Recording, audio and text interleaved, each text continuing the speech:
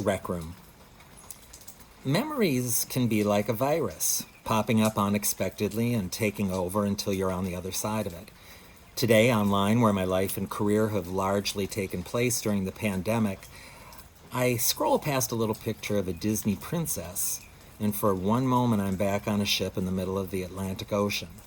There's a slight rocking. Some people don't like it, but I find it comforting. Land can't be seen. Outside, the weather is brisk, windy, and cold. There's a stinging spray of salt water when you're walking the deck, but I'm inside, protected by engineering, steel, and responsibility. I'm watching a performance of a show I've directed. A beautiful princess is talking about the wishes that each of us carries inside our hearts. To my left is a handsome young father holding a toddler son in his arms. Both of them look content. Father and son have matching brown eyes, open wide, enjoying the moment. The folds of the Princess Aurora ball gown the little boy is wearing spill into his father's muscular arms. Something about that moment takes me back to my own father, with whom I shared no such moments. In my head, I can hear him saying, "Fuck off, Greg," plain and simple. And then time moves backward even further. I'm about 11, maybe 12. We're in the basement rec room my dad tried to build. Different walls have what seem to be random types of paneling, cherry, oak, and ash.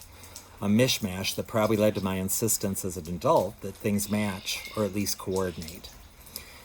There are some exposed rafters where the ceiling tiles are meant to be, a few rusty water stains on the plexiglass coverings of the fluorescent lighting fixtures. It's not nice, but I don't know that. I haven't learned the difference yet. We're sitting at the well-constructed and often used bar. The purple ashtray, a wedding gift to my parents, is filled with butts from filterless Camel cigarettes. To my father's right is a nearly empty bottle of Canadian Club whiskey in a single cocktail glass. He's well on his way to being drunk. Raymond is wandering from subject to subject. I add some little fact, a piece of trivia to keep my side of the conversation going, and he snaps. "I knew that. Did you think I didn't know that? Fuck off, Greg."